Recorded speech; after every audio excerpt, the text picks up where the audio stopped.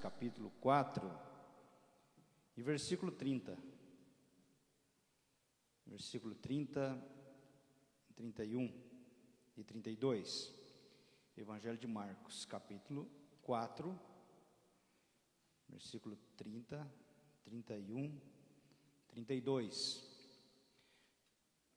Estamos falando sobre a oitava corda da harpa de Davi, que chama-se a corda da fé, e nós desdobramos esse assunto, e já estamos falando nele sobre fé, né? Pela terceira semana, e hoje a gente conclui esse tópico. Semana que vem a gente vai falar sobre a nona corda, e depois na outra semana a gente encerra esse estudo falando da 10ª corda da harpa de Davi, que, como a gente tem falado, são temas que estão ligados à nossa vida de crente, à nossa história de fé, de experiências que a gente tem com Deus. Então diz assim a Bíblia no Evangelho de Marcos, capítulo 4, versículo 30. Disse mais: com que poderemos comparar o reino de Deus? Ou com que parábola o apresentaremos? Ele é como um grão de mostarda, que quando semeado é a menor de todas as sementes sobre a terra. Mas uma vez semeada, cresce e se torna maior do que todas as hortaliças, cria ramos tão grandes que as aves do céu podem se aninhar à sua sombra. Vamos seguir com o nosso lema, nosso assunto, e hoje a gente vai falar de fé como uma arma. O apóstolo Paulo, ele escreve à igreja de Corinto, dizendo que as armas da nossa milícia, da nossa guerra, da nossa batalha, não são carnais. Ele não diz uma arma, ele diz as armas. Não são carnais, mas poderosas em Deus para a destruição de fortalezas. E entre muitas armas que o Senhor concede à igreja, você vai ver isso na carta aos Efésios, capítulo 6, a armadura de Deus. Entre diversas armas que o Senhor concede à igreja, Ele concede a arma chamada fé, que o cristão carrega, e ele deve sempre estar fazendo uso dessa arma chamada fé. A fé, como arma, ela não é usada só quando a gente quer. Você não pode apenas pensar assim: eu vou ter uma experiência de fé, eu vou arriscar aqui para ver como que termina essa situação, eu vou correr esse risco. A fé, ela se apresenta para nós de duas formas. A primeira delas é a fé passiva e também a fé ativa. Qual a diferença de uma para outra? É que você pode tomar uma decisão e dizer assim: eu vou enfrentar essa situação aí pela fé. Mas você pode também estar passando por uma situação que você não desejou, que você não provocou, que você não buscou. E aí você tem que usar a fé para poder enfrentar isso aí. Então isso chama-se fé passiva. Por exemplo, se você é jogado na cova dos leões, lógico que você não queria ir para a cova dos leões, mas o pessoal te jogou. E lá dentro dessa cova, segundo os historiadores, na história de Daniel, tinha mais ou menos 70 leoas que estavam ali famintas, há vários dias sem se alimentar, porque tinha um propósito por trás disso: destruir o profeta Daniel. Então Daniel, se fosse perguntar para ele: Daniel, você quer passar uma noite na cova dos leões? Para quê? Mas ele teve que passar por isso, e nada sucedeu a ele. Por quê? Ele usou a fé da forma passiva. Então ele teve que aceitar aquilo e pela fé nada aconteceu com ele. Então ele teve uma experiência de fé no sistema passivo. E a fé ativa? A fé ativa, vamos pegar o mesmo exemplo do leão, foi quando Sansão resolveu partir para cima e rasgar o leão no meio. Foi quando Davi resolveu partir para cima do leão, do urso, e destruí-los. Então ele não ficou ali esperando, olha, o milagre vai acontecer, Deus vai tocar no coração do urso, Deus vai tocar no coração do leão. Ele vai andar só um pouquinho e vai ficar com a consciência pesada, vai largar a minha ovelhinha vai voltar sem nenhum ferimento. E seria uma fé passiva, passiva, aliás. Mas ele ativou a fé. Ele foi ao encontro dessas feras e os destruiu e recuperou o seu patrimônio. Então, queridos irmãos, nós podemos viver isso na vida. Uma hora você estar usando a fé de forma ativa e outra hora de forma passiva, tá? E nas duas maneiras elas funcionam. Então a gente tem que estar preparado para usar a fé no momento que a gente precisar, tá? E a fé, irmãos, ela é como se fosse o combustível. Você não pode deixar para abastecer na hora que você vai precisar, não é? Tem gente que é tão pão duro que só coloca 10 no tanque só na hora que precisa, e só coloca aquilo ali para ir, voltar e gastou, não tem mais nada. A fé, irmãos, não é dessa maneira. Você tem que estar com o tanque cheio. Eu vivi uma experiência num tempo, irmãos, que estava tendo muito problema na igreja, assim, todo tipo de problema, especialmente problema de saúde, e também morrendo muita gente. Tinha muitas pessoas doentes e tal, e geralmente de madrugada o telefone tocava, a gente já sabia que tinha que dar socorro para alguém. E sem muita experiência, às vezes o posto estava fechado, a maioria das vezes o posto ficava fechado. Então, se eu precisasse sair numa emergência para socorrer alguém, não tinha como, tinha que ligar para alguém se alguém tinha combustível para emprestar, para poder fazer o socorro, o atendimento. Então, eu aprendi que eu tinha que deixar o tanque do carro cheio, porque estava tendo muita emergência, muitas situações assim, né? De madrugada eu tive que levar a família para buscar o ente querido, o corpo do ente querido que tinha falecido. Então eu tive que sair de madrugada, não tinha onde abastecer. Então, por precaução, eu deixava o tanque cheio. Irmãos, a nossa vida espiritual também, não só a vida espiritual, nós não sabemos que hora que vai vir a notícia. Nós não sabemos. Tem coisa que a gente até prevê, mas tem coisa, irmãos, que acontece do nada, assim, você não tem como explicar. Então, quando isso acontecer, você precisa estar com o tanque cheio de fé. Se não é você que vai precisar, mas você vai precisar de ajudar alguém. Então a fé, irmãos, é um combustível que nos move, nos leva, faz com que a gente ande, se movimente. E a fé como arma, ela está nesse aspecto aqui, tá? Você não sabe que hora que vai aparecer aí o inimigo, e você tem que estar pronto, preparado. O inimigo não vai dar um tempo, você não vai dizer para ele, espera aí que eu vou me arrumar, espera aí que eu vou buscar minha ferramenta, minha arma ali. Não, o inimigo, ele pode surpreender. A Bíblia diz que no tempo do profeta Samuel estava no altar, sacrificando ao Senhor, para o povo de Israel, e quando ele coloca, irmãos, o sacrifício sobre o altar, a Bíblia diz que os filisteus se levantaram contra Israel.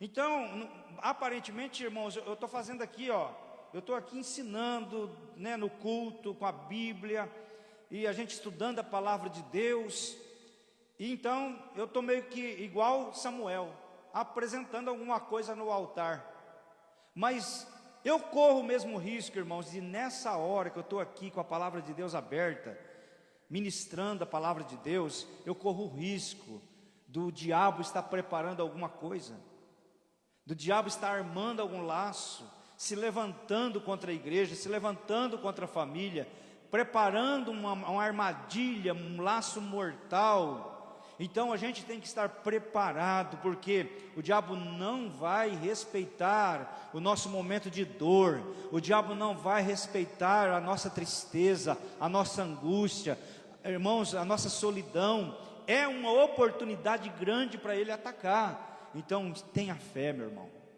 tenha fé, igreja, que no momento como esse, mesmo que você esteja fazendo a coisa mais espiritual, o inimigo pode se levantar.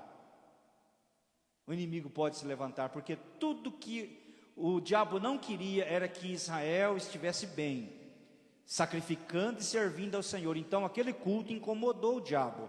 E o diabo foi lá e cutucou os filisteus vieram, se levantaram contra o povo de Deus. Então é preciso a gente ter fé. Eu li um livro, um artigo, de que a gente tem que estar pronto, irmãos, porque o dia seguinte de uma grande vitória é o dia que a gente está mais vulnerável. Quando Deus abençoa, quando você recebe algo grande, quando a gente participa de um culto impactante, a gente tem que tomar cuidado com o próximo dia, porque a gente pensa que Deus nos levantou, agora eu estou em outro nível, estou protegido, estou garantido, porque nossa, Deus me considerou, olha o tanto que Deus me abençoou. Aí a gente fica tranquilo, aí o inimigo se levanta para nos pegar na nossa tranquilidade. Elias passou por isso, ele destruiu os profetas de Baal e de Azera, fez fogo cair do céu. Eu não sei se foi no mesmo dia ou no dia seguinte, Jezabel manda notícia que ele estava sendo procurado, jurado de morte. E aí que ele fugiu, foi para a caverna, foi para o deserto, e queria até morrer, depois de uma grande vitória. Então a gente tem que tomar cuidado, irmãos, porque o diabo, ele é astuto, e a Bíblia diz que nós não podemos ignorar os ardis de Satanás. Então por isso que a gente tem que ter fé. Então a fé como arma. Primeiro, arma contra a carne. Carne é a nossa natureza, irmãos. Não é carne, bife, picanha, não, é a nossa natureza, a natureza humana, que Paulo escreveu aos Gálatas sobre obras da carne, no capítulo 5, que é prostituição, impureza lascívia, inveja, porfias, tudo aquilo ali, feitiçaria, glutonaria, essas coisas que fazem parte da natureza humana. Eu e você temos isso. Você pode aceitar Jesus, ser transformado, perdoado, justificado, mas a semente ruim fica dentro, e a hora que você menos espera, ela surge, tá? Você pega uma terra bonitinha, você capina ela, agora está pronto para plantar. Demora a plantar para você ver o que vai acontecer. Na primeira chuva vai aparecer um monte de coisa que você não plantou. Mas de onde que apareceu essas pragas? É que a semente já estava lá, esperando a oportunidade para se manifestar. E aí você demorou a plantar, a semente germinou. Então a nossa natureza é assim, irmãos. Ou você planta o fruto do Espírito e cuida dele, zela dele, cultiva ele, aduba ele, ou as obras da carne vão operar, mesmo você sendo crente, mesmo você tendo experiência de salvação. O velho homem está louco para ressuscitar dentro da gente, na primeira oportunidade. Então a arma contra isso é a fé. É a fé em Deus, a fé na promessa, a fé na palavra. Você entendeu? Aí você vai estar fortalecido e imunizado contra as obras da carne. Toda vez que vier a vontade de pecar, aí você está guardado pela fé. Não vou fazer isso não. Eu perco o céu se eu fizer isso. Eu perco a minha bênção se eu fizer isso. Então, vem vontade de errar, vontade de pecar, você não faz, porque a fé te protege. Protege seus pensamentos. Os pecados, irmãos, são gerados na imaginação. E depois que eles vão se desenvolvendo, vão sendo construídos passo a passo. Então uma mente cheia de fé não vai deixar espaço para a manifestação das obras da carne. Amém, gente? Então Paulo escreve aos Gálatas, capítulo 2, versículo 20: já estou crucificado com quem? Com Cristo, tá? Ainda bem que é com Cristo, porque tem gente, irmãos, que não é crucificado com Cristo, é crucificado com o ladrão. Porque quando é crucificado com Cristo, ele adquire a natureza cristã. E a Bíblia diz que nós morremos em Cristo. Quando ele morreu, nós morremos juntos. E quando ele ressuscitou, a gente ressuscitou junto. Agora tem gente que não é crucificado com Cristo, é crucificado com o ladrão. E com aquele mais bocudo lá, ficava tirando sarro de Jesus. E Paulo diz: eu estou crucificado é com Cristo. E vivo não mais eu, mas Cristo vive em mim. E a vida que agora vivo na carne, nessa natureza, eu vivo-a na fé, a arma aí, ó, do Filho de Deus, o qual me amou e se entregou a si mesmo por mim. Diz que eu vi um pregador falando que um dia o diabo falou assim: eu vou matar Paulo, vou matar esse miserável, está dando prejuízo demais para mim, para o meu reino. E foi, achou um jeito: eu vou pegar ele no culto, hoje eu destruo a vida dele. Falou: vou matar. Quando o diabo se aproximou, Paulo estava pregando, e o diabo já ia disparar. Aí Paulo falou assim: não mais vivo eu, mas Cristo vive em mim. Falou: duro de matar, né? É ruim que ele vai morrer, porque quem ele estava em Cristo agora, já não era mais aquele homem de antes. Aleluia. A Bíblia diz em Colossenses capítulo 3, irmãos, que a nossa vida está escondida com Cristo em Deus. Então use a arma da fé contra a sua natureza, porque você está escondido com Cristo em Deus. Segunda arma, a fé como arma, é a arma contra o mundo. Não é mundo, globo, planeta, é o sistema. A gente está tratando isso com os irmãos, com os homens. É o sistema que movimenta todas as coisas. Esse sistema tem um príncipe, tem um Deus que gerencia esse sistema. Então tudo funciona do jeito que Ele quer operar. E esse sistema, irmãos, ele tenta nos absorver como igreja, como crente. Porque tudo que você vai fazer, você tem que se relacionar nesse sistema, tá? E esse sistema é corrupto. É tudo na base do jeitinho. Se pagar, você é atendido primeiro. Nesse sistema, se você se apresenta bem vestido, você tem preferência. Se você se apresenta mal vestido, você é ignorado. Porque o sistema do mundo é esse. E a igreja tem que vencer esse sistema. Como é que a gente vai vencer esse sistema? Pela fé. 1 João 5,4: porque todo que é nascido de Deus vence o mundo, sistema. E esta é a vitória que vence o mundo, a nossa fé. Então o mundo tem um sistema, e esse sistema opera na política, com leis que prejudicam a família, que prejudicam a igreja. Esse sistema opera na cultura, onde mais opera. Aí diz que tudo que não presta é cultura. Basta ver as exposições que tiveram aí ultimamente, que só o sangue de Jesus, irmãos. E é cultura. Então como é? É o sistema. E o tanto de gente que apareceu para defender essa cultura diabólica, hein? Há um projeto para ser apresentado agora o Supremo, aliás, vai trabalhar agora, vai julgar sobre bigamia, se o homem pode casar com ter duas esposas. Um assunto desse, irmão, não era nem para perder tempo com essa porcaria. Não era nem para levar para lá, não, essa porcaria aqui, ó, nós temos coisa mais importante para tratar. Agora, irmãos, o Brasil para tudo, porque eles vão julgar se pode ou não permitir a bigamia no Brasil. Não era nem para levar esse assunto lá, mas é o sistema. E como é que a igreja vai vencer? Pela fé. E outros assuntos que são levados. Então, irmãos, essa corrupção entrou em tudo, na política, na religião. Entrou em tudo. Na educação.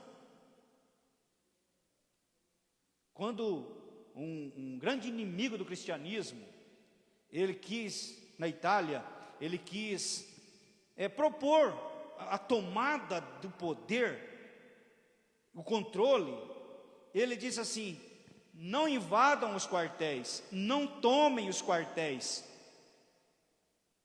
tomem as universidades e as escolas.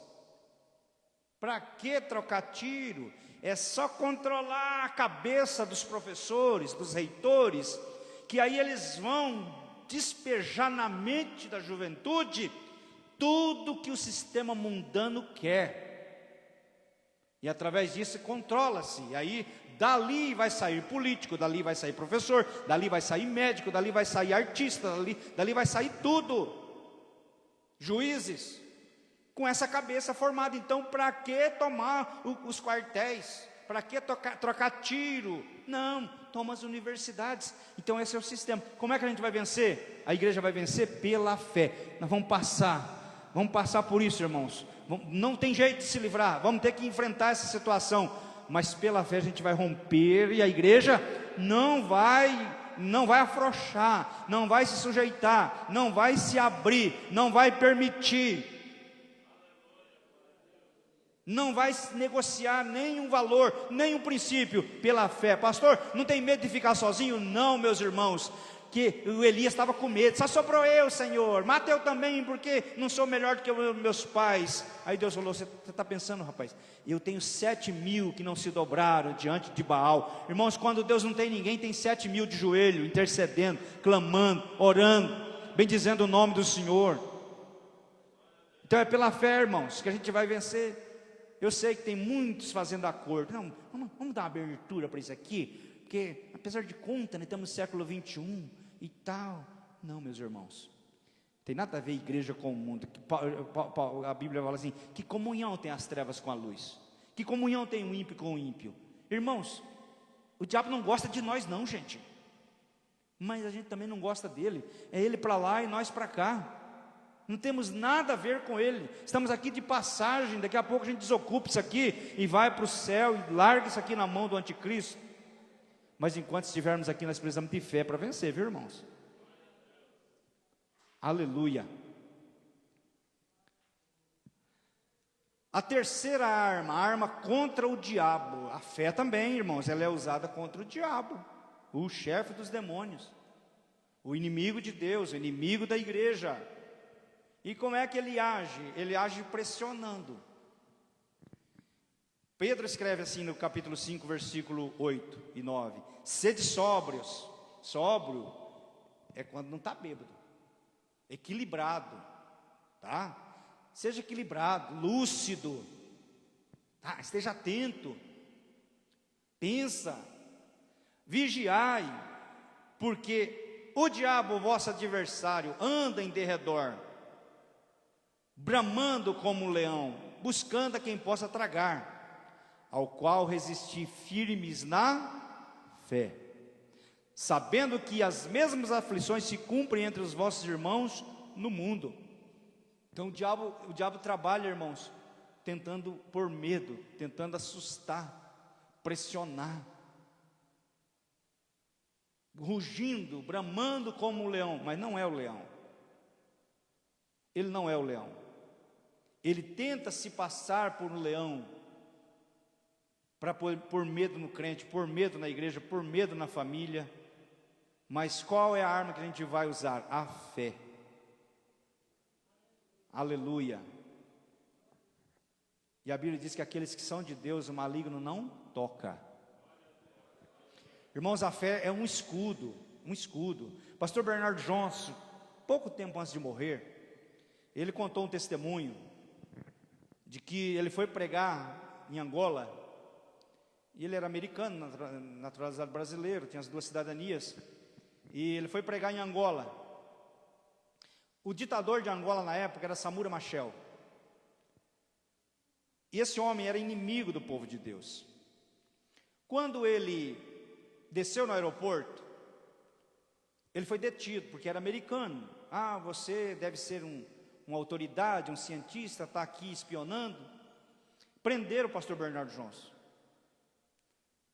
E aí Começaram a interrogá-lo e tal. Você está escondendo alguma coisa? Você é espião? Você é um agente? O que é que você é? Não, eu sou um pregador do evangelho, estou aqui em Angola para fazer uma cruzada evangelística. Não, você é. Ficou aquela teima no aeroporto.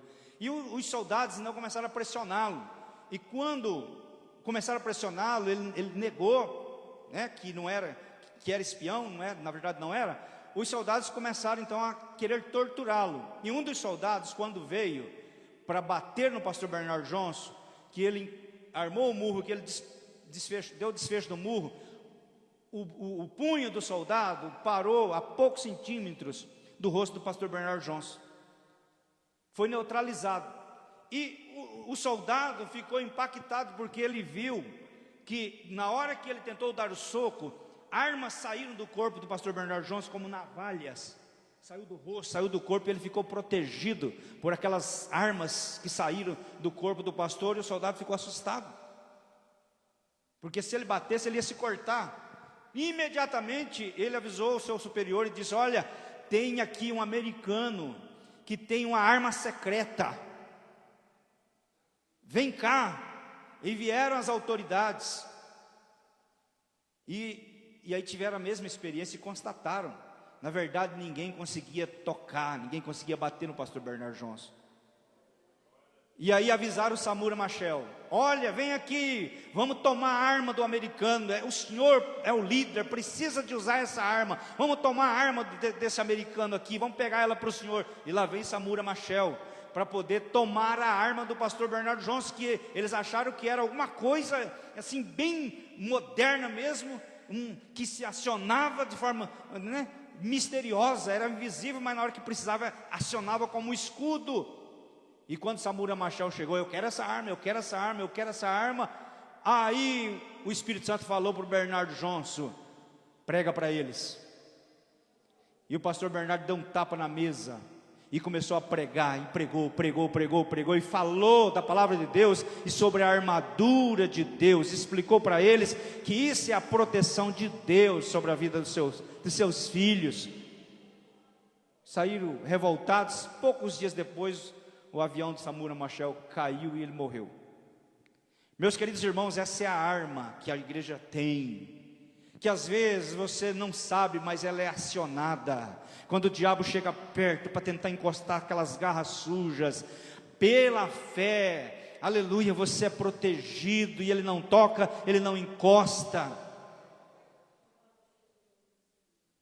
Você é guardado por Deus, você é livrado por Deus, porque existe uma proteção que a gente não vê, não sabe nem dimensionar, mas ela funciona, ela existe.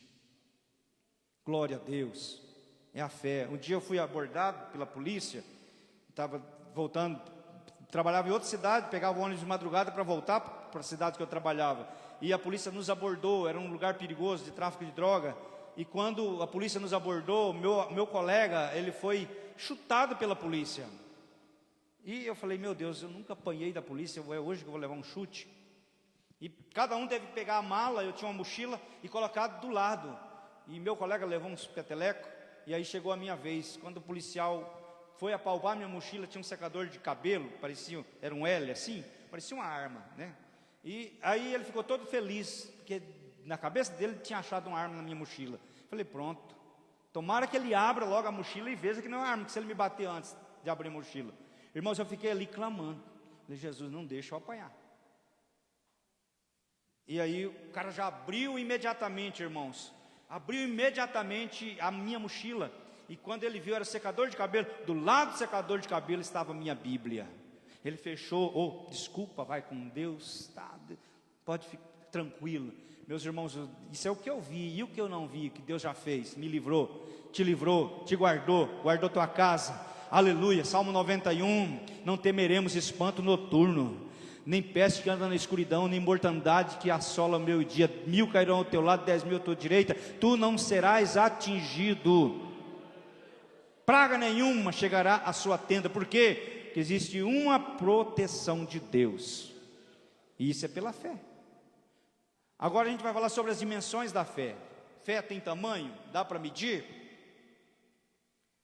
Aí a gente vai fazer uma avaliação, como é que a gente está. Primeira dimensão, primeira medida, sem fé. Ora, Hebreus 11:6, né? Ora, sem fé é impossível, você sabe o que é. Então, sem fé, nada feito. Sem fé é impossível agradar-lhe, porque é necessário que aquele que se aproxima de Deus creia, isso é fé, que Ele existe e é galardoador dos que o buscam. Meu irmão, você já lidou com gente sem fé? Não vou falar nem na fé sobrenatural, mas até na fé natural. Como é difícil você convencer uma pessoa pessimista, gente. É ruim de conversar com as pessoas assim. Não acredita em nada, não tem esperança em nada, não crê em nada, nem na palavra, não crê. Você pode esfregar a Bíblia na cara da pessoa, ele pode ver Jesus operando. Irmãos, é difícil lidar com gente sem fé. E a Bíblia diz que é impossível se aproximar de Deus sem fé, porque você não está vendo Deus. É tudo pela fé. E como é que a pessoa vai entender isso se não tiver fé? Fé, irmãos, não tem jeito de explicar, trazer assim para a prática e a pessoa, não. Ou você crê ou não crê. Não tem jeito de pegar e falar assim, olha, toma essa pílula aqui que você vai passar a ter fé. Não. É uma experiência que a pessoa precisa ter com Deus, direto com Deus. Não viver da experiência de outros. Então, para se aproximar de Deus, é preciso ter fé, senão não consegue. E tem que crer que Ele é galardoador, aquele que recompensa. Então, não seja uma pessoa sem fé, tenha pelo menos um mínimo. No mínimo. Busque na palavra de Deus, que é o caminho mais curto para adquirir fé, é pela palavra de Deus, tá? A fé vem pelo ouvir o quê? Palavra de Deus. Então o primeiro caminho para adquirir fé é a palavra de Deus, depois os testemunhos, as experiências, o tempo de caminhada com Deus, um monte de fatores, mas o principal é pela palavra de Deus. Aí tem gente, irmãos, que quer as coisas, quer milagre, mas não lê um texto, não carrega a Bíblia, é uma preguiça tremenda, não vai para a escola dominical, não vai para o culto de ensino. Então como é que essa pessoa vai adquirir fé? Irmãos, a maioria das pessoas, dos crentes, tem uma estatística aí que é terrível. A maioria das pessoas, irmãos, sobrevivem da Bíblia, daquilo que escuta no culto. A maioria. Quando lê um versículo, aí teve acesso a um texto bíblico, mas na hora do culto. Fora do culto, ele não tem um devocional, uma vida devocional. Não lê. Quanto mais meditar. Então, se você não quer ser uma pessoa sem fé, comece a ler a Bíblia. Eu tive momentos difíceis na minha vida, irmãos, que eu não tinha para quem pedir ajuda. E numa noite que eu estava tendo que tomar decisão, eu tinha que tomar uma decisão, eu tinha que tirar minha família de perto do problema. E eu comecei a pensar, como é que eu vou fazer? Irmãos, eu estava com vergonha de ligar para os amigos mais chegados para pedir uma ajuda. Eu falei, essa decisão eu não posso, que ninguém participe dela, ninguém pode participar dessa decisão. Não posso ser influenciado, nem para um lado nem para o outro, tem que ser uma coisa minha. Como eu não dormi aquela noite, eu peguei a Bíblia e fui ler, e lá na cozinha, geralmente quando eu vou ler a Bíblia, eu tenho um papel do lado, e Deus começou, isso aconteceu não só uma vez, começa a escrever. Aí eu começava a escrever, e as maiores mensagens, irmãos, que eu tenho pregado, foram dessa forma. E a mensagem, aquilo que Deus não fala comigo, eu não falo para os outros. E quando Deus fala comigo, através daquela palavra que eu estou estudando e construindo, eu tenho garantia que eu posso pregar, que Deus vai abençoar, que Deus vai agir naquela palavra, porque eu sei como é que Deus me deu, como é que Deus falou comigo. E eu estava assim, irmãos, ao ponto, falei, gente, eu estou com 30 e tantos anos, ou é para frente ou é para trás, eu pulo desse barco agora, então não vai dar tempo de pular. 33 anos, 34 anos, eu fiquei calculando, é hora de pular do barco, esse negócio de ser pastor, ou eu paro agora, ou então eu termino essa jornada. Porque não dá para entrar com dúvida nesse negócio aqui. Aí eu fui falar com Deus: Deus, o Senhor me chamou mesmo? Ou eu me iludi? Aí Deus falou: abra a Bíblia. Aí me levou naquela passagem, irmãos, da travessia do Mar da Galileia. E aí Deus começou a falar: leia aí, a resposta está aí. Eu comecei a ler, as respostas vieram, irmãos. As respostas chegaram, claro, assim, nítido, nítido. Não foi por profeta, não foi por terceiro, foi eu e Deus. E Deus falou comigo: termina a travessia, não desiste, termina a travessia. Então, você quer ter fé? Comece a ler a Bíblia. Comece a ler a Bíblia. Segundo aspecto, pequena fé. Irmãos, nem que seja pequena, mas tenha. Tenha pelo menos uma pequena fé. O começo, o sinal, a faísca. A faísca é o suficiente para começar o incêndio. Quantas vezes, irmãos, a gente não está lá com o tanque vazio, quase acabando, mas ainda tem um pouquinho, tem pelo menos o cheiro. Tem pelo menos o cheiro do combustível, e esse cheiro é suficiente para levar. Se der, talvez, irmãos, a sua fé está tão pequena que só deu para fazer o básico, só vir no culto. Às vezes, eu estou falando aqui no Espírito de Deus agora, tá? Às vezes a fé basta só para aquele dia, para aquela hora, para aquele momento, para aquele caso. E aí fala: Senhor, vai acabar. Aí o Senhor vem e renova, acrescenta, completa. E a gente sai abastecido, com vontade de ter outras experiências. Mas se você tem uma pequena fé, cuide dessa pequena fé, que ela vai crescer, ela vai ser tratada, ela vai ser trabalhada. Aleluia, glória a Jesus. Só deu para chegar até aqui, mas Deus viu o esforço, e Ele vai pegar essa fé e vai fazer crescer. A pequena fé. A gente ouviu agora aqui uma pequena nuvem. E essa pequena nuvem virou o que, irmãos? Uma tempestade. Molhou tudo. A Bíblia diz que a gente não pode desprezar o dia das coisas pequenas. E essa pequena fé pode te levar longe. Pode me levar longe. Glória a Jesus. Terceira, a fé é enferma. A fé enferma, irmãos, é aquelas experiências que às vezes a gente leva uma cacetada tão grande. A decepção, irmãos, a frustração é tão grande que a gente fica aleijado. Aí a gente fala: eu não vou mais acreditar em pastor nenhum. O pastor que eu admirava, olha lá o que ele fez. E as pessoas ficam abaladas, com um escândalo, com uma coisa, com a outra. Ou então, irmãos, com a perda que teve. Pô, mas eu orei, Deus não respondeu. Que Deus é esse? E a fé fica enferma. Fica, irmãos. Eu não sei vocês, talvez vocês, mas eu já vivi isso, irmãos, de não ter força para acreditar, de vir na igreja. Sabe por quê? Porque eu sou o pastor da igreja. Aí se eu não vier, o povo vai pensar o quê? É o dia que a fé está enferma. Mas chega aqui, o Senhor tem o remédio. Ele só queria que eu viesse. Ele só queria que você viesse. Aleluia. E a gente passa por isso, vai passar ainda por outras coisas, irmãos, que a nossa fé pode ficar doente, por causa de alguma situação, sabe, que causou um estrago. Uma palavra que a gente ouviu, um acontecimento, e a fé fica enferma.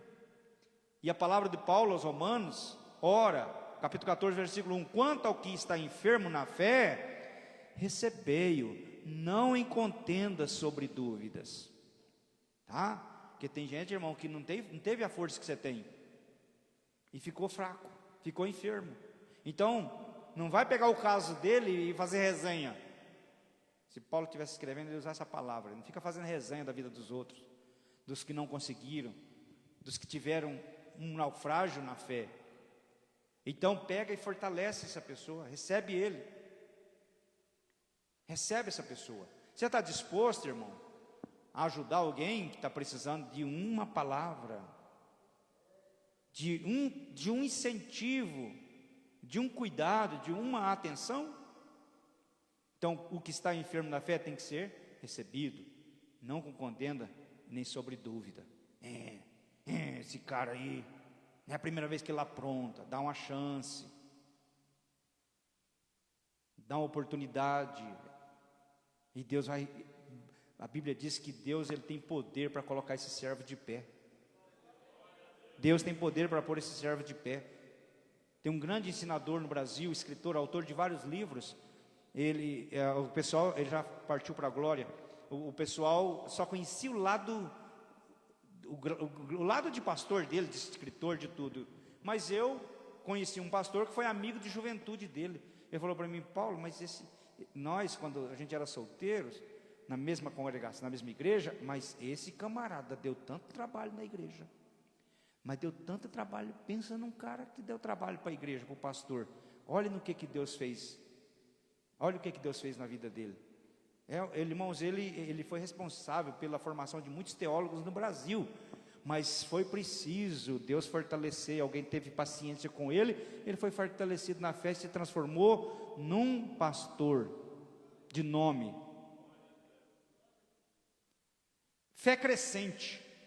Paulo diz em Tessalonicenses, 2 Tessalonicenses 1:3: sempre devemos, irmãos, dar graças a Deus por vós, como é de razão, porque a vossa fé cresce muitíssimo, e a caridade de cada um de vós aumenta de uns para com os outros. É uma coisa paralela, tá? A fé de um lado e o amor do outro. A caridade, que é o amor, não vai só puxando só de uma perna, não. Tá? Vai com as duas. Você conhece alguém que está tendo essa experiência de crescer na fé? Quem aqui conhece alguém que está vivendo assim? Você está percebendo que ele está se desenvolvendo, está melhorando, está evoluindo? Você conhece alguém? Eu conheço um monte que estão crescendo na fé. E estão crescendo por quê? Vamos descobrir, vamos observar a vida dessas pessoas. Por que essas pessoas estão crescendo na fé? Eles estão fazendo alguma coisa que a gente não está fazendo. Estão tomando uma pílula aí que a gente não está tomando. 2 Coríntios 10:15: não nos gloriando fora da medida nos trabalhos alheios, antes tendo a esperança de que, crescendo a vossa fé, seremos abundantemente engrandecidos entre vós, conforme a nossa regra. É isso aqui que eu gostaria que Deus fizesse na nossa igreja, irmãos. Que o povo crescesse na fé.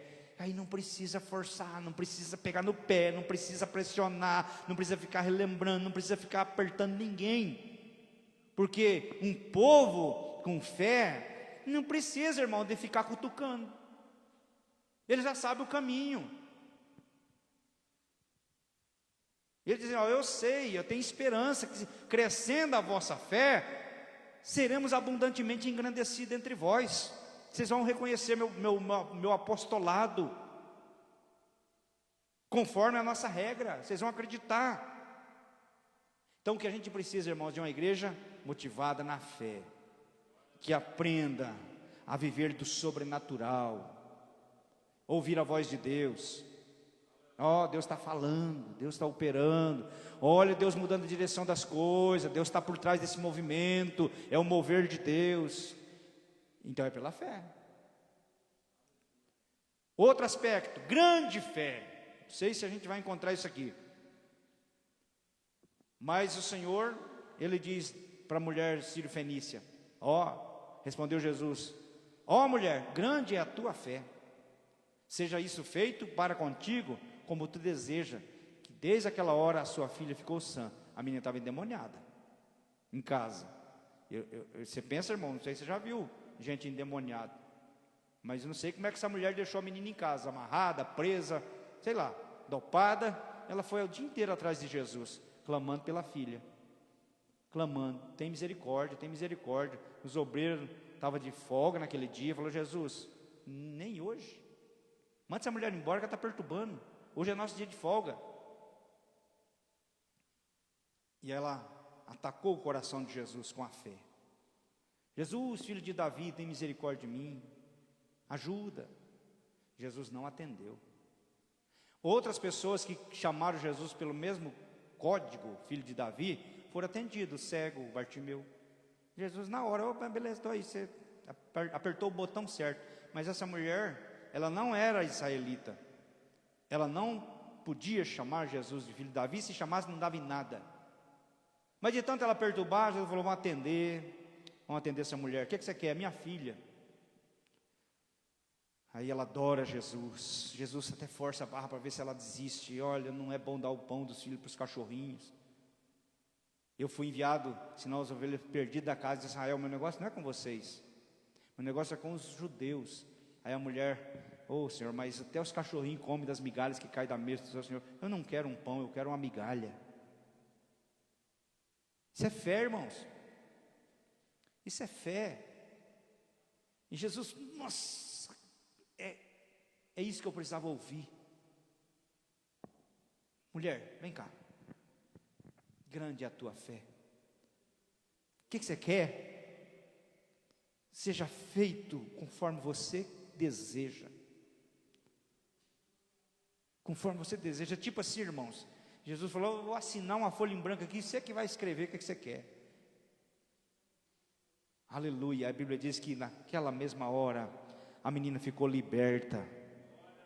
Oh, glória a Jesus. Eu creio em atos proféticos, irmão. A Assembleia não gosta muito disso não. Mas tem hora que Deus manda parar o culto e fala, peraí, vamos orar aqui, vamos fazer alguma coisa, vamos levantar a mão aqui, porque Deus vai operar. A menina não estava lá, a menina estava em casa, e dali a cura foi enviada, a libertação foi enviada.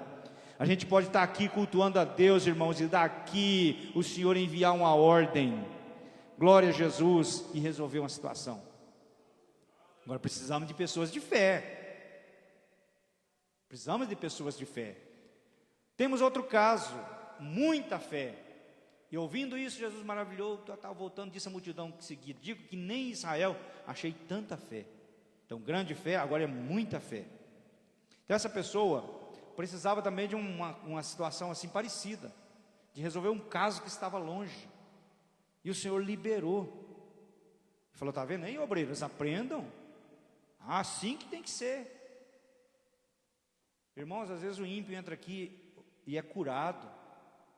E eu tenho orado por pessoas, irmãos, e pessoas que não servem a Deus na nossa igreja, são abençoadas. E por que não nós? E por que a gente então não explora isso, irmãos? Senhor, ministra isso também para nós. Eu também quero isso aí. Eu orei por uma pessoa, a pessoa está trilhando, irmãos, um caminho. Você precisa ver o jeito que Deus está prosperando essa pessoa. E um dia eu falei, Senhor, eu quero a mesma coisa, mas não quero para mim, eu quero para a igreja. Então o que o Senhor está fazendo na vida dele, o Senhor usou foi eu para abençoar a vida dele. Então quer dizer que a coisa passou por mim. Então Senhor, agora eu preciso da bênção do Senhor na vida da igreja. Então o que o Senhor está fazendo lá, faz aqui. E eu estou vendo Deus fazer, irmãos. Eu estou vendo Deus fazer. Quem que explica isso? Isso é fé, irmãos. Glória a Jesus. Muita fé. Tem hora que você não vai, você tem que usar muita mesmo. Sétimo lugar, temos agora outra dimensão, cheios de fé. Aqui estamos falando de Estevão, Atos capítulo 6, na escolha dos diáconos. Eles falam assim, vamos fazer uma exigência aqui, ó. As pessoas para serem diáconos na nossa igreja têm que ter sabedoria, tem que ter graça de Deus e tal, boa reputação e tal. E não tinha esse negócio aqui, ó, que tem que ser cheio de fé. Não tinha. Você pode ler lá nos versículos do capítulo 6, que a exigência era que tinha boa reputação e cheio do Espírito Santo. Mas quando você vai ver ali o Estevão, tinha um negócio a mais. Tá? Uma coisa chamada fé. E foi isso que fez ele se destacar dos outros irmãos. Por isso que ele foi longe. Ele foi eleito como diácono, mas ele fez papel de evangelista e se tornou o primeiro mártir da igreja. Morreu pregando o evangelho e vendo o céu aberto. Agora, irmão, gente, tem hora que dá raiva, irmãos. A gente fica meio, que tem hora que nem obreiro, irmãos, não manifesta a fé. Tem situação, irmãos, que os obreiros tinham que pegar firme. Não, nós vamos ser os primeiros, nós vamos tomar a frente desse negócio aí. Tem uns que correm, irmãos, foge. Esse aqui não, a Bíblia diz que ele era um homem cheio de fé. Cheio de fé. Não, vamos te matar, pode matar. Vamos te apedrejar, pode apedrejar. Levaram ele para o Sinédrio, e lá começaram a acusar, e pá, e ele foi, quer saber de uma coisa? Eu vou morrer mesmo, vou morrer pregando. E pregou, irmãos, e ele puxou a teologia lá de trás, história de Israel, e veio trazendo, foi pregando, testificando. A Bíblia diz que as pessoas do Sinédrio não podiam olhar para o rosto dele, que o rosto dele brilhava igual um rosto de anjo. Não podia resistir à sabedoria e à autoridade com que ele falava. E na hora do pega mesmo, ele falou: ei, agora que ficou bom, eu estou vendo os céus abertos e o Filho do Homem em pé à direita de Deus. Agora eu sei que eu estou no caminho certo, agora eu sei que eu não estou errado, eu estou vendo o céu aberto. Morreu, mas ele morreu orando. A Bíblia diz que colocaram a capa de Estevão nos pés de um rapaz chamado Saulo. Aí na oração de Estevão, ele falou: Senhor, não imputes a eles esse pecado, a minha morte, não cobra deles não. Dizem alguns teólogos que o que salvou o apóstolo Paulo foi a oração de Estevão, que ele podia falar: mata esses miseráveis, Senhor, eles estão me matando, estão acabando comigo. Mas ele falou: Senhor, perdoa, não impute os pecados a esses homens aí. Deixa. Irmãos, isso mexeu. Isso Deus ouviu. Glória a Deus. E começou a trabalhar naquilo. Então estamos falando de uma pessoa cheia de fé. Ricos em fé. Tiago 2,5: ouvi, meus amados irmãos, porventura não escolheu Deus aos pobres desse mundo para serem o quê? Ricos na fé e herdeiros do reino que prometeu aos que o amam. Ricos na fé. O que é uma pessoa rica na fé? Não é a pessoa que tem dinheiro, vai lá que eu pago, não, conta comigo, quanto que é? Não, irmãos. Pessoa rica em fé é aquela pessoa que, tipo assim, dá emprego para os outros nessa área. Pode deixar que eu oro. Pode deixar que eu vou fazer uma campanha, vou orar lá em casa, de madrugada por você, até Deus te abençoar. Conta comigo. Isso é rico em fé. Eu tinha um irmão, ele me chamava de capitão, um irmão muito simples, analfabeto. E a casa dele ele era cheia de gente o tempo todo, irmão, de gente pedindo oração. Um homem que tinha dificuldade de falar, de se expressar, irmão do Ilho. E a casa dele era cheia de pessoas, médicos iam lá pedir oração, pedir conselho, pedir ajuda. Casais com problemas, chegava lá: ô seu Duís, o senhor pode fazer uma oração em nós? Vem cá que eu vou fazer oração. A casa dele era simplesinha, irmãos, mas ele orava e as pessoas saíam dali abençoadas, curadas, aliviadas. Isso é uma pessoa rica na fé. Aleluia. Você também pode se transformar nessa pessoa, irmãos, aqui na igreja, de que você vai abençoar aquele que está fraco, aquele que não está tendo condição, fazer uma campanha por ela. Eu vou orar, eu vou chamar mais alguém para me ajudar a orar, Deus vai te dar vitória, nós vamos orar até Deus resolver esse problema aí. E não é que Deus resolve? E não é que Deus faz? Faz, continua fazendo. Quando a pessoa chega para você: ô meu irmão, ora por mim, me ajuda, não tem mais jeito, acabou, não tem solução, estou desesperado. A gente ora, e pela sua fé, pela minha fé, de quem está orando, o Senhor faz a obra na vida da pessoa, irmãos. Eu tenho escutado testemunho disso. A gente ouviu um aqui domingo, de que Jesus curou, de alguém que se levantou, teve coragem de ir lá e repreender a doença, que a pessoa estava tão desesperada com as dores, irmão, não estava tendo força para crer, quem sabe.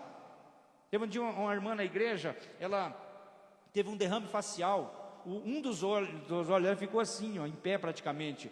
E ficou muito feio o rosto da irmã, uma irmã nova. E ela foi para o culto e está lá orando. A gente tirava um período grande de oração antes do culto, do ensino, aliás. E na hora da oração, todo mundo de joelho, a minha esposa se levantou e falou: estou com dó da irmã fulana.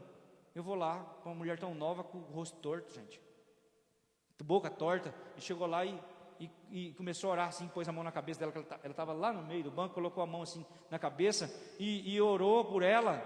E ela pensou que a Cristina tinha pegado o rosto dela e feito assim, ó. Mas a Cristina não encostou no rosto dela. Não encostou, irmãos. Quem encostou então? Foi a mão de Deus. Irmão, ela levantou da oração, o olho estava no lugar, a boca estava consertada. Seja rico na fé. Seja rico na fé. Você não sabe a necessidade de alguém que entrou no culto, irmãos, numa miséria tremenda, precisando da misericórdia de Deus, e você está aqui, você é uma pessoa que foi preparada por Deus, enriquecido na fé. Então desenvolva, seja ousado. Por último, a última dimensão da fé é a fé aperfeiçoada. Tiago 2,22, bem vês que a fé cooperou com as obras, e que pelas obras a fé foi aperfeiçoada. Duas coisas importantes aqui: fé e obras. Como é que você aperfeiçoa a sua fé? Vamos supor que você já seja essa pessoa rica na fé, ou cheia de fé, ou tem muita fé, ou tem uma grande fé. Como é que você vai melhorar essa fé? Com obras.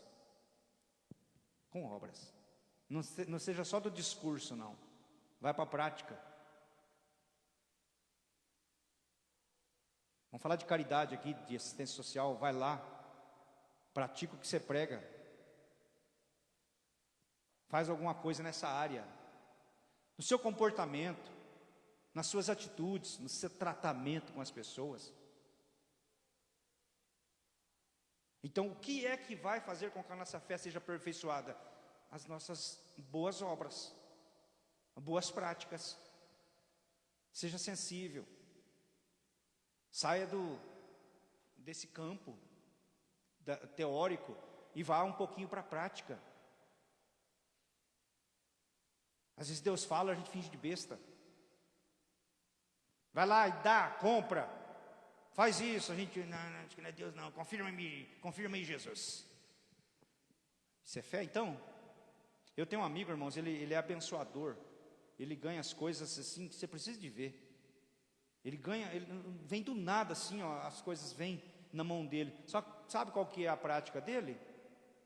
Ele está pregando aqui, daqui a pouco ele vê alguém com paletó, ele se servir, ele arranca e dá para a pessoa. Um dia, ele veio pregar na nossa igreja, eu dei o cachê. Entregamos para ele a oferta, e não era pouco não. A gente queria abençoar ele mesmo, que ele é uma pessoa que merece. E aí, ele pega, sai no pátio da igreja, tinha um obreiro com um carro, os pneus tudo careca. Eu falei: de quem que é esse carro? Do fulano de tal. Vamos comigo ali.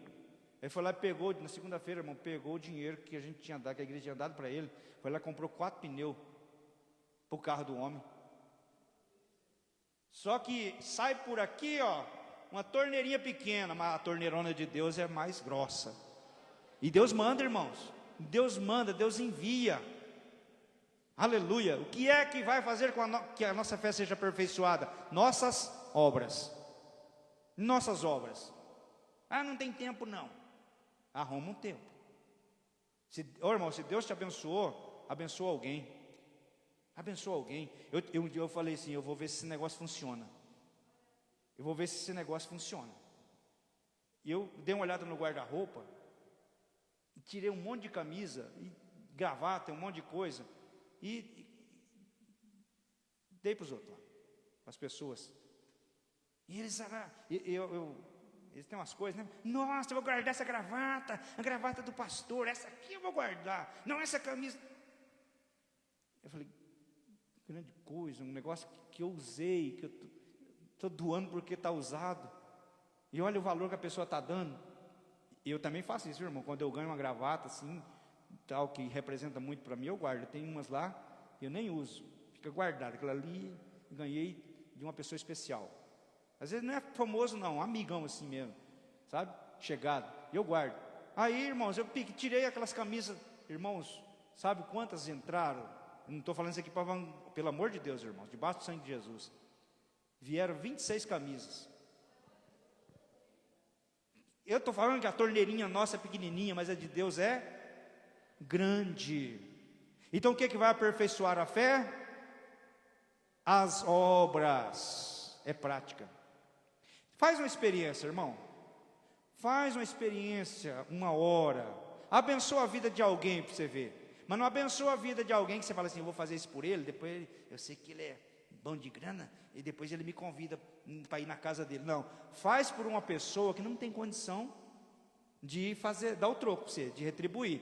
Você entendeu? Sem esperar, sem querer se aparecer. Mas coloque em prática essa fé. Você vai ver Deus abençoar. Aleluia. Nós vamos fazer aqui na igreja, estou combinando com os irmãos, o culto do amor. Aí a gente depois vai explicar para vocês como é que funciona. Você vai fazer alguma coisa por uma família, e alguma família vai fazer pela sua. Entendeu? Nós vamos depois organizar, essa pandemia não permite, mas ano que vem nós estamos cheios de ideia aí, meus irmãos. E nós vamos começar a ensinar esse povo a abençoar. Nós vamos abençoar, tá? E Deus vai nos abençoar muito mais ainda. Aleluia. Eu estava agora, irmãos, teve um pastor de um ministério, que ele nem é do nosso ministério, nem é Assembleia de Deus. Ele pediu o número da conta. Pediu o número da conta, não, ele mandou entregar aqui. Ele mandou uma oferta para a gente. Concorrência. Mandou oferta, pastor, isso aqui é para construção. Beleza, peguei com as 2 mãos. Esses dias eu fui lá, irmãos, visitar ele está passando por um momento de saúde. Estava conversando com o filho dele. A igreja que eles têm hoje é uma igreja grande até. Está cheia, não está cabendo o povo. Aí ele falou assim, ô pastor Paulo, nós estamos pensando em ir lá em Divinópolis, dar uma olhada na igreja que vocês estão fazendo, para ver questão de espaço, que nós vamos comprar agora uma área maior, e nós vamos fazer uma igreja do tamanho da de vocês, porque não está cabendo o povo, e a promessa de Deus sobre nós é muito grande, Deus está salvando bastante gente. Falei, entre muitas coisas está lá, irmãos, a oferta que ele mandou para essa construção aqui. Que na hora que eu orei, agradecendo, eu orei a Deus, falei, Deus, faça com que ele prospere, que seja uma igreja rica. E Deus está lá, irmãos, e não está cabendo o povo. Eu assisto eles na internet, dá gosto de ver, irmãos, o tanto de gente que vai chegando. É assim que funciona. Desenvolva sua fé, aperfeiçoa sua fé com boas práticas, e o Senhor vai abençoar. Amém, pessoal? Vamos agradecer a Deus. Semana que vem a gente vai falar sobre a 9ª corda da harpa de Davi, uma corda chamada bondade. Então venha bonzinho para o culto. Irmãos, nesse instante a gente vai fazer uma oração especial pela vida do Wesley, que se encontra hospitalizado, tá? Eu gostaria que a gente fizesse esse clamor e não ficar só na oração que a gente vai fazer agora, mas orar para Deus abençoar a saúde dele. Eu sei que tem gente acompanhando o culto na internet, os cultos nossos, está dando aí, domingo está com 1.100 já, né? E são pessoas que entram ali, pedem oração, nós vamos orar. Podemos orar pelo Rai? Vamos orar pela irmã Olinda. Ô Mara, vem aqui na frente representar o Rai. O Raimundo, ele é genro da irmã Mara, ele casou há poucos dias. Pode falar, Mara? Ele foi descoberto um linfoma no pulmão, pequeno linfoma no pulmão, menino novo, atleta. É amanhã, né, quarta-feira, que ele vai. Então, vai fazer coleta e tal, para fazer biópsia e tudo mais. A igreja quer que Jesus ainda cura? Aleluia. Então nós vamos orar. Se tiver mais pessoas que têm outras causas, vem aqui para a gente orar aqui na frente agora. Pode vir, irmã, irmão. Irmãos, vamos repreender essa Covid. Além de tomar os cuidados que a gente tem que tomar, vamos repreender. Eu quero pedir oração pelo pastor José Terbutino e sua esposa. Eles são pastores em Curitiba, na igreja que eu congreguei. E ele está internado em estado grave com Covid. A irmã está em casa com Covid também, mas está melhor. Mas o pastor está mal. E Curitiba está perdendo muitos pastores, irmãos, esse ano, para Covid. E a gente não sabe os propósitos de Deus, irmãos, todos eles. Depois Se Deus quiser, Ele pode esclarecer para a gente. Mas vamos orar, irmãos, porque isso é uma perda muito grande para a igreja, para a família, deixa uma lacuna e deixa medo. Deixa medo, tá? Falei com a minha irmã ontem, ela disse que o pânico se instalou de uma forma tremenda. 94% dos leitos estão ocupados em Curitiba, Rio de Janeiro 100%, e só vê notícia de desespero, de pânico. Essa é a batalha que vence o mundo, a nossa fé. Vamos orar. Leila.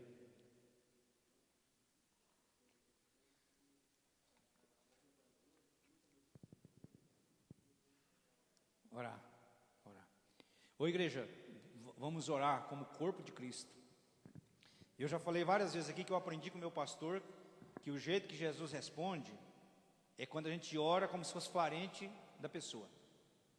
Então, vamos fazer de conta que o Wesley é nosso irmãozinho assim de sangue mesmo. O Raimundo, o Rai e outras pessoas aí. Vamos orar nessa intensidade. Viu? Porque quando você ora pelo seu parente, você ora diferente. É ou não é? Quando você ora por um dos seus queridos, você se esguela, você pede me ajuda, você grita, você clama, ora por mim, me ajuda aí, faz campanha. Então agora é hora, irmãos, da gente sentir isso. Vamos orar. Querido Deus, em nome de Jesus, nós oramos a Ti, Pai, falamos sobre fé, contamos aqui experiências, lemos na Tua palavra, coisas, Senhor, que nos alimentam. E nós estamos aqui como igreja intercedendo agora por pessoas que estão vivendo momentos difíceis, dias difíceis, sombrios. Eu intercedo em favor do pastor Terbutino ali em Curitiba, sua esposa, a igreja. Oh Deus, não deixa o teu servo perecer ligado naqueles aparelhos, Pai, mas traz ele de volta com saúde para o púlpito da igreja, para testemunhar do poder do Senhor. Deus querido, abençoa as outras famílias, as pessoas que estão passando por isso, Pai. Entra junto nessa batalha, nessa guerra. Sustenta, meu Deus, no momento da adversidade. Eu apresento ao Senhor a irmã Olinda, Pai. Tem misericórdia da tua filha. A Leila, da mesma maneira, Pai, apresentamos ao Senhor a família, essa causa.